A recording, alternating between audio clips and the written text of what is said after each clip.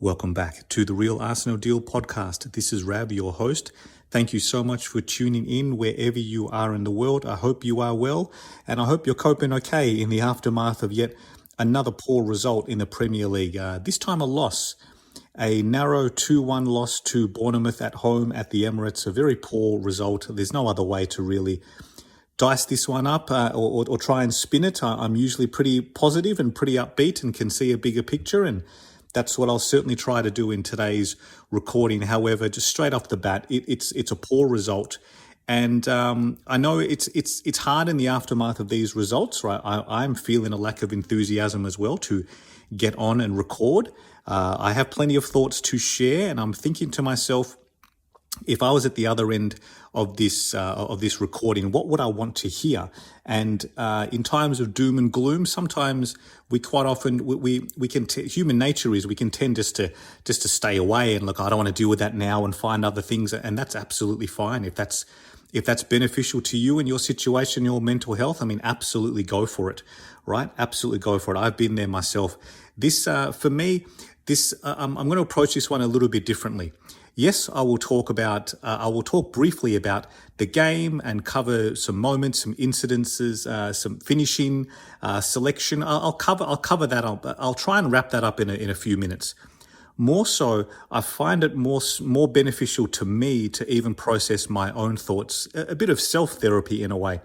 There's a wider issue at play here with Arsenal, and there's a number of variables there, of course, to discuss, but I'll try and save that for a bit of a bigger zoomed out view, a zoomed out picture of Arsenal and Arsenal's season and where we're poised at the moment, coming into what is one of the biggest weeks, the biggest matches for the club in decades, the second leg against PSG. So that was quite a long opening and introduction. I hope you made it that far.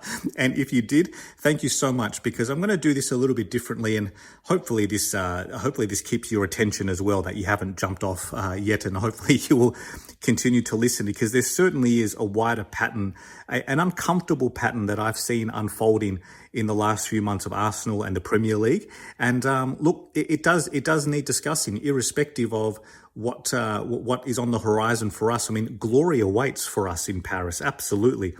And if we get the job done, if we pull out a monumental performance and effort and defeat PSG to advance to the Champions League final, is anyone really going to be too upset about losing to Bournemouth at home? Do you know what I mean? Like it's one of those things where you can understand the logic on a broad level. You can understand the logic.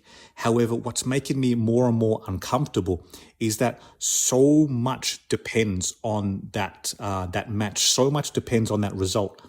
We can push the league form to one side at the moment, because and this is me as a fan talking too. All right, like this is very much me as a fan. I want to get through these games. I want no more injuries. We've suffered enough. We've had enough impact of injuries and unavailabilities. It's derailed our season. So for me, the most immediate priority is to come through the 90 minutes in the Premier League with no more injuries, just to have everyone fit and safe and come through unscathed and get important minutes into their belt and momentum and all that good stuff, right? So for me, the number one priority is the health and well-being of the players and coming through fit. Whereas if we were still in the title race, of course, I mean, I know I'm stating the obvious here, but winning is the most important thing. We need maximum points. We need to collect 3 points if we're trying to keep up. If we were trying to keep up with Liverpool, the pace they've set this season and in the last 2 seasons with City, of course, we need to be maximising in the run-in, these crucial months of the Premier League season. We need to be maximising wins. The game's coming thick and fast. Doesn't matter whether you're in Europe or not, right? There's no room to spare. There's no margin for error. You need to maximise points and win. So the priorities now have shifted for Arsenal. As the league season has, unfortunately, what's the right word to it? I was going to say fizzled out, but it's probably a bit more significant than that, right? When you look at the form of the last 10 matches, it's very poor. It's very, very ordinary. And I don't like saying this because I absolutely love the club. Arsenal means so much to me, and like you, I'm a fan, and I want to see us win, and I want to see us perform well, and I want us to win every match and every trophy on offer. However, you have to call it like it is. This is for Arsenal's for Arsenal's rebuild, like the stage we are of the quote unquote project, this is unacceptable. The poor run of results, I think it's 3 wins in our last 10 Premier League matches, 2 losses there now as well, and 5 draws. My apologies if I've got that wrong, but that's just the statistic I remember off the back of my head at this last 10 matches. It's unacceptable. It's poor. It's 21 points dropped in the Premier League from winning positions. 21. That is catastrophic. If you listened to my recording post Palace last week, well, thank you if you did, firstly. But if you listened to it, you would hopefully recall, I mentioned that it's not as easy as just saying, oh, well, at the time it was 18 points. It's not as easy as saying, oh, well, imagine we just had the 18 points and add that to our points tally. I know it doesn't work that way. So I'm trying not to be too simplistic about it. The logic I explained in that recording, and I'm doing so again today, is that I understand no 2 Premier League matches are identical. There's always extenuating circumstances. Yes, amidst that figure are some very poor officiating decisions. We copped it hard against Brighton twice, between the red card to Rice and then the Saliba accidental head contact for a penalty. There's the Manchester City match in there as well, of course, where we were comfortably ahead before halftime, before another ridiculous Michael Oliver special.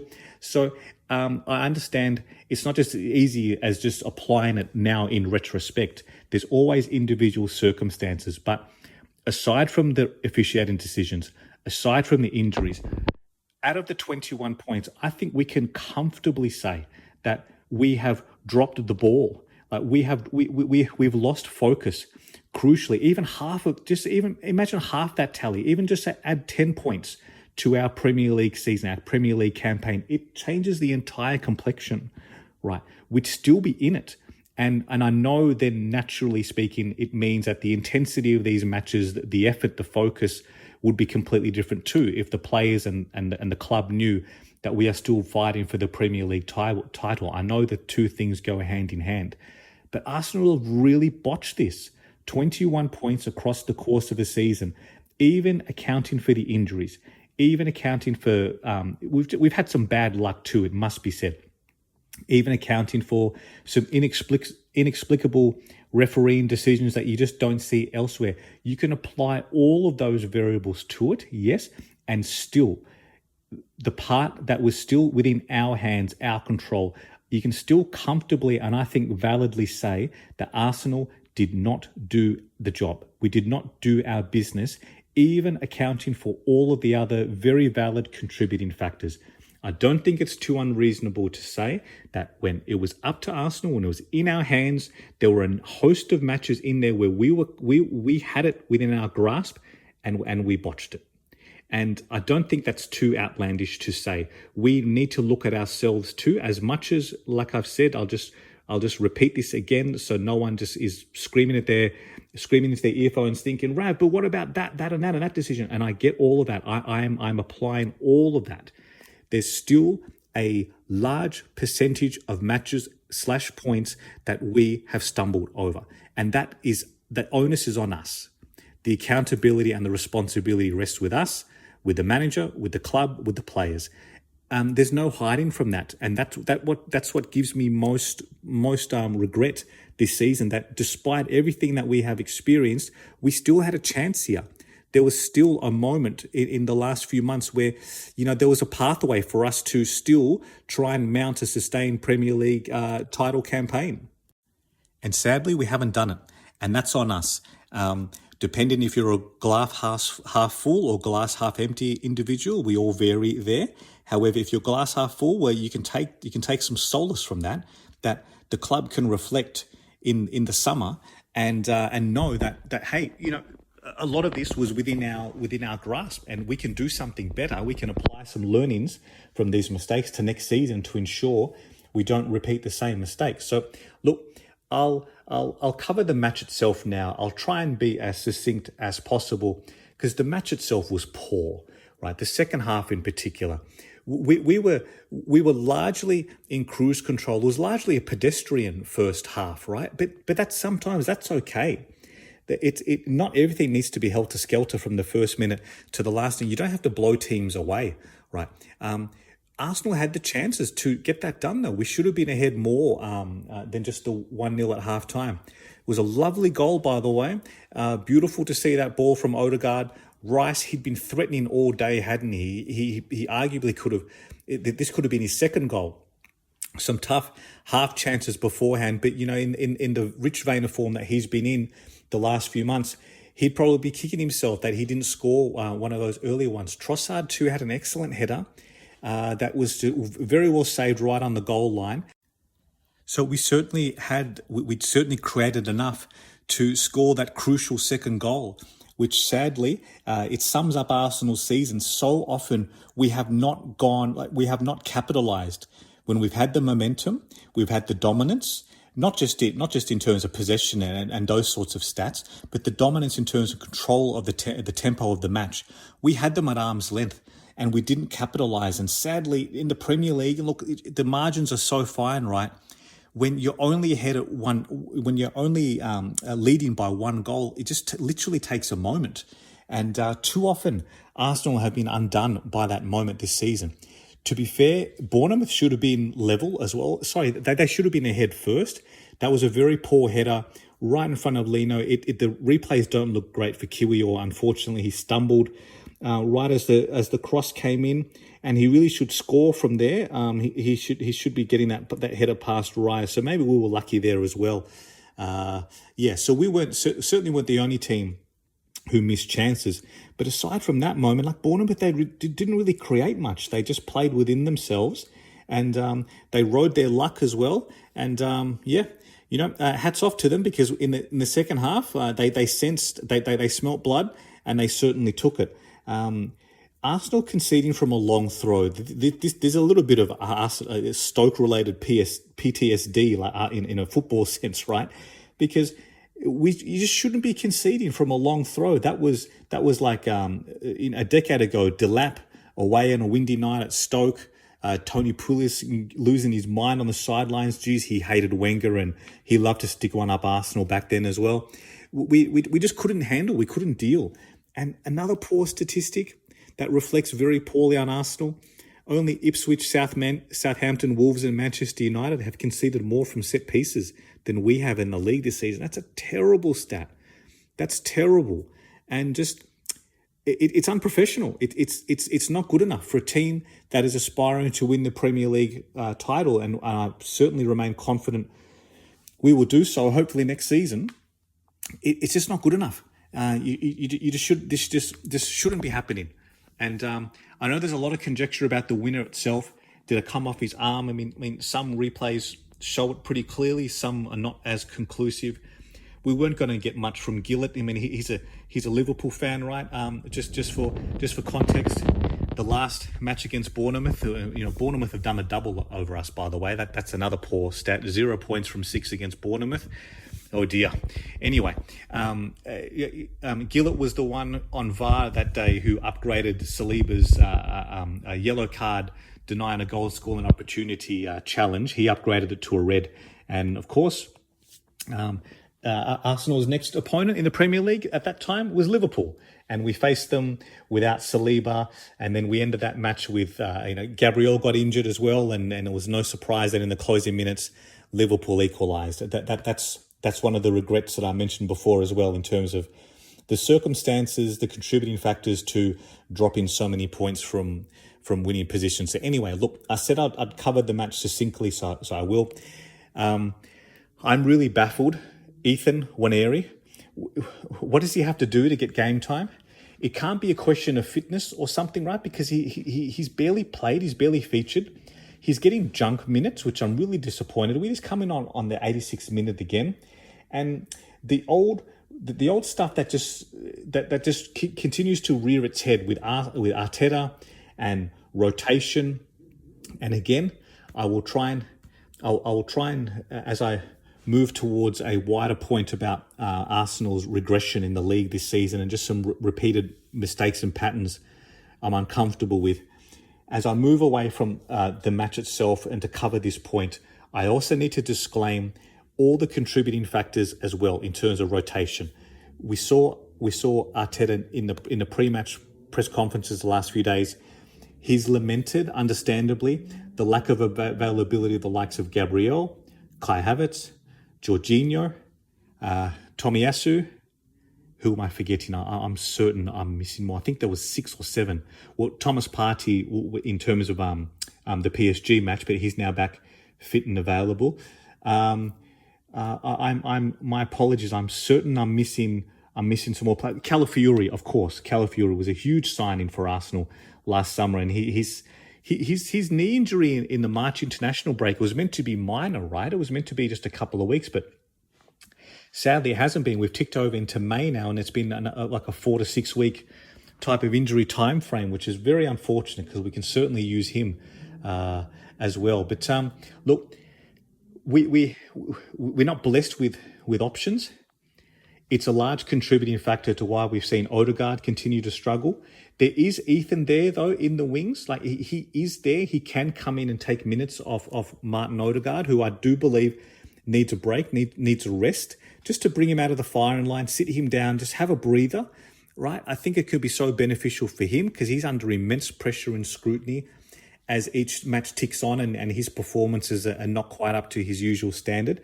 He's clearly hampered or injured or affected by that. I'm just convinced he's playing through pain. I know much has been said about his appearance and his weight, and look, whilst it's not a topic I comfortably like addressing, I do need to acknowledge that there is something to that. He looks a lot lighter and leaner than he has been historically, and again, that's okay because quite often with such a severe injury like that, an ankle injury, if he's playing through inflammation, it might be beneficial to him to just lean up a little bit, trim down the body weight so it can just cope with the workload. You can hopefully then just try and minimize the amount of pain and inflammation during matches and post matches. So it might just be a thing that we've just seen between Odegaard and the medical team, right? So I do think that he's playing through. He's significantly hampered. He has to be, right, because this is a wonderful footballer, our captain, twice successive player of the season for us. He's a big player for Arsenal. I make no qualms about that. He is so important to Arsenal, and I wouldn't be surprised at all if he needs to have another procedure in the summer and just rest up and recuperate because, this is one of the things where we don't have the luxury of other players coming in. Now, last summer, we exited 4 attackers. Reece Nelson on loan, Vieira on loan, sold Nketiah, and we sold Smith Rowe, right. Now, whilst I believe all those players for their own sakes and for the club's sake needed to move on, we got some very good fees for a couple of them as well. We didn't strengthen in that area, right?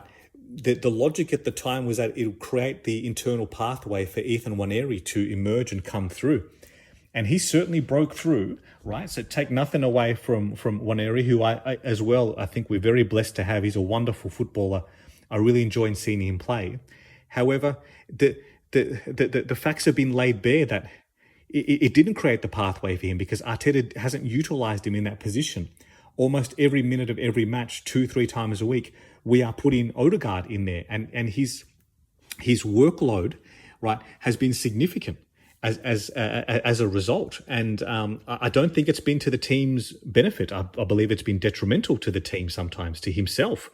And this is not a good situation to be in. Like how is it that Arsenal?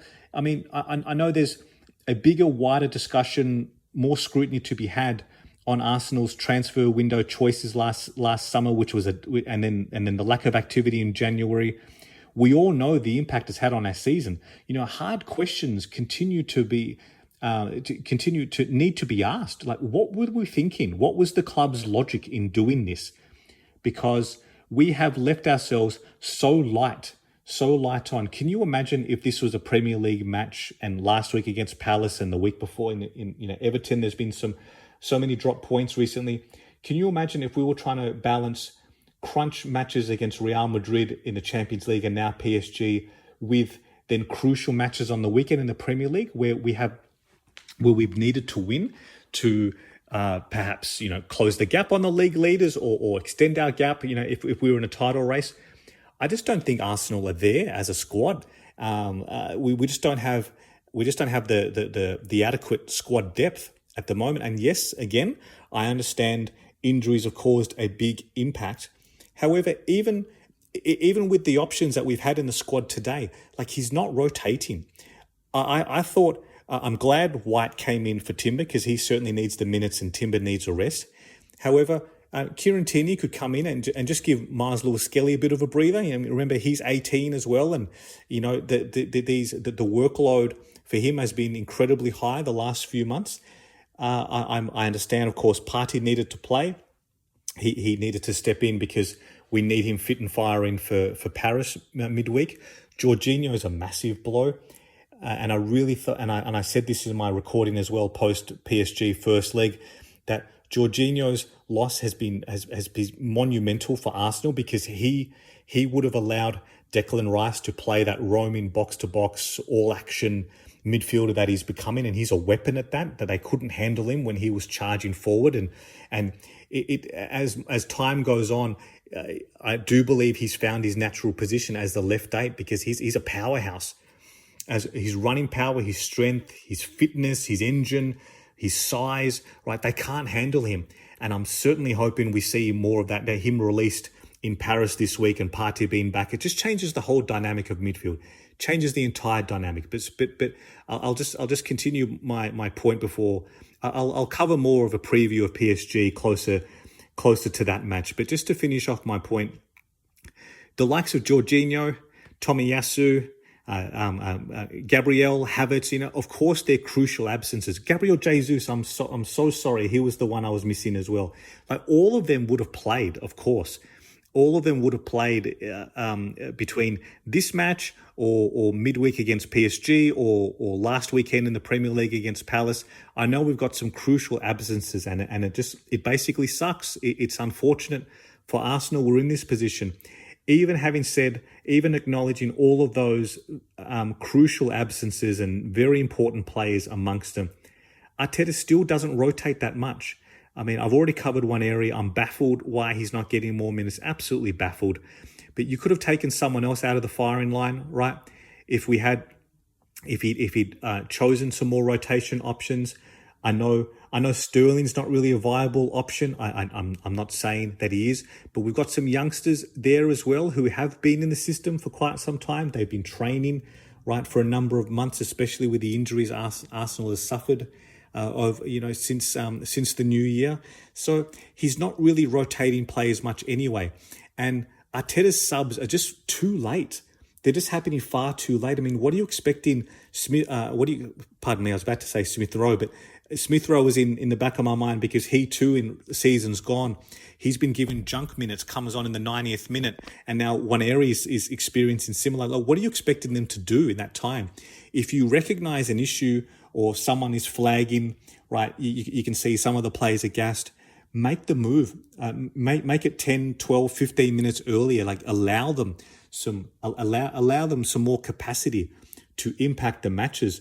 And it's just not happening, sadly. Yes, as much as we're hampered by injuries, still we do have options on the bench, right? Some rotational options, and he's just not pulling the trigger soon enough, unfortunately.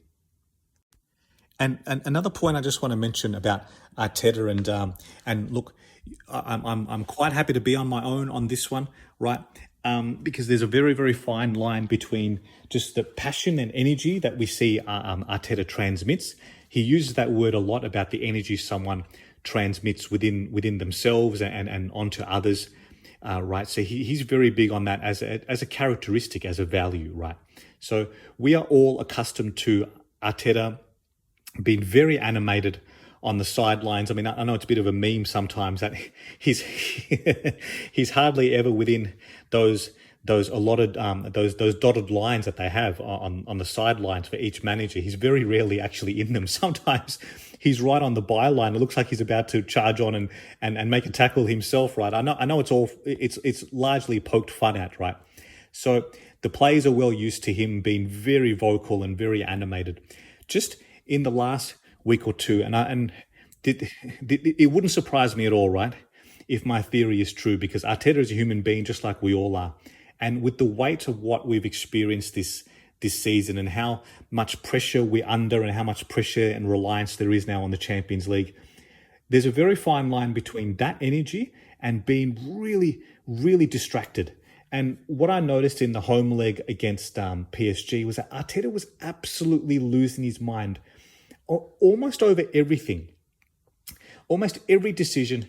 I mean, there was even a time where he had the UEFA official, who they have them dressed differently. I guess they're the equivalent of the fourth official in the Premier League. That the UEFA official was standing right next to him with their arm extended out to him for him to go no further, right? To not protrude any further amongst his box. It's just bizarre. Look, I'm probably not explaining this point correctly, but I do believe that he's tipped over. It's a very fine line, I know, between that passion and energy on the sidelines to being just very aggressive and very distracted. He was losing it almost every 50-50 ball, every decision. You can visibly, audibly see him swearing and losing his mind, gesturing a lot, very, very physically gesturing.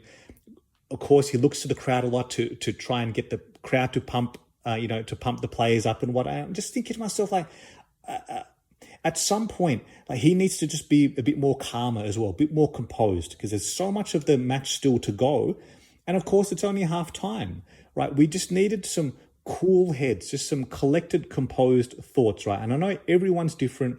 Human nature is different. Personalities are different.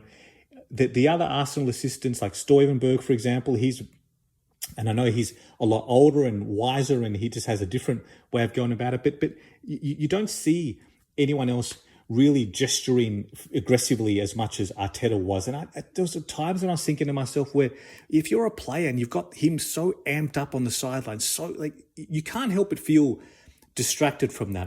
Look, I don't know, that sometimes energy permeates, right? It transmits in positive ways. It can sometimes transmit in negative ways.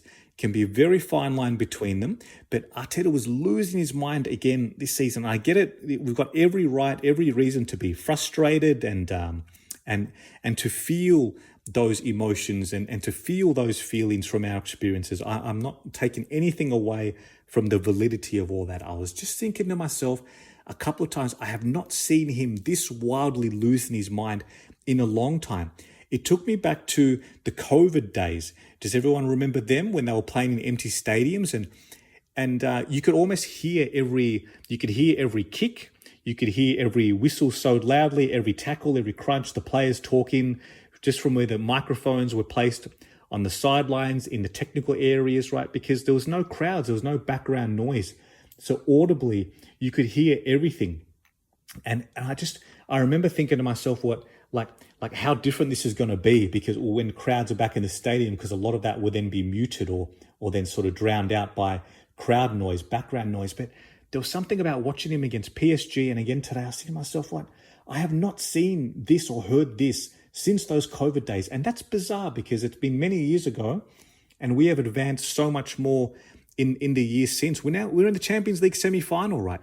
You don't get there without a sense of maturity, professionalism, calmness, and we have demonstrated that time and time again over the course of that journey. So it was just bizarre to see a little bit of a throwback, just as much as I was saying before, conceding from a long throw was a throwback to years gone by. Seeing Arteta so aggressive, to me, it wasn't a good throwback either. And I'm just hoping, just internally now, I know there's a lot of noise, a lot of distraction. So much of our hopes is now pinned on Paris on Wednesday evening, Thursday morning here in Australia. I'm confident we are going to get the job done. I just am, because I just believe in the club. I believe in the players. However, we're not going to get it done if we don't just have a sense of calm. Just some cool heads here, please.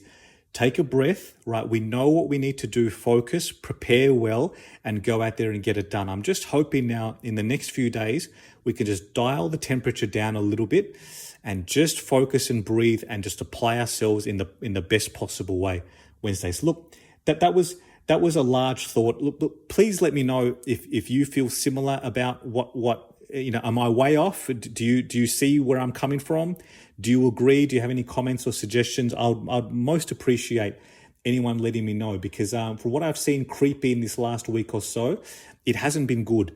And look, I'm not going to get into the whole pre-match stuff on against PSG with the tifo thing as well, because that was a bit of a debacle, right? I just think we didn't prepare well in a number of ways, and that didn't reflect well on the club. The first 20 minutes didn't reflect well on Arteta, right? He's made mention a number of times that we recognized something in the first 20 minutes, and since we adjusted, right, we were right back into the game, and we arguably deserved to score and end up in that match in a draw. But you can also question the preparation, right? Just as much you can say, what were the club thinking about such an inadequate banner or tifo, that cannon that wasn't even displayed correctly? Just as much as you can say, what were the club thinking? You can also point at Arteta and think, well, how were we so underprepared for that first 20 minutes? Like, how did we not know something so glaringly obvious that PSG picked us apart? And sadly, in taking that long to adapt to the game, they're one goal ahead. And who knows how crucial that could be. Look, it remains to be seen. It's still half time. But I just don't think the last week or two has reflected well on Arsenal, our preparation, our composure. And that's just, I can still love the club, right? Two or more things can be true at once. I can still love the club while just giving some valid critique, or what I believe to be valid critique, that I'm just hoping to see that corrected, steered in the right pathway. It's halftime. I'm confident we can get the job done. We're only going to be able to do it, though, if we just collect ourselves, right? Remember how we got here. We got here because we believe in ourselves. We believe in the football we play. We're composed. We manage the key moments. We manage the key duels, and we come out on top, right? I would like to see us revert back to that, because it's proven to be very successful for us so far to get to where we are. So look, that was there might have been a tough listen. I'm going to wrap this one up. It was certainly tough and a bit therapeutic as well for me to compartmentalize and talk to and talk about in this recording. Thank you so much, as always, for listening. Please let me know any feedback. I'd most welcome. I know it sounds a bit cringy now on the back of such a poor result and a poor loss, but if you feel so inclined to leave me a like or subscribe on YouTube or a review on your podcast platform, I'd be so grateful. Thank you so much for listening. I'll be back on again, hopefully a bit more upbeat in the lead up to the crucial match against PSG. And until then, look after yourselves, stay safe, stay well, and come on, Arsenal.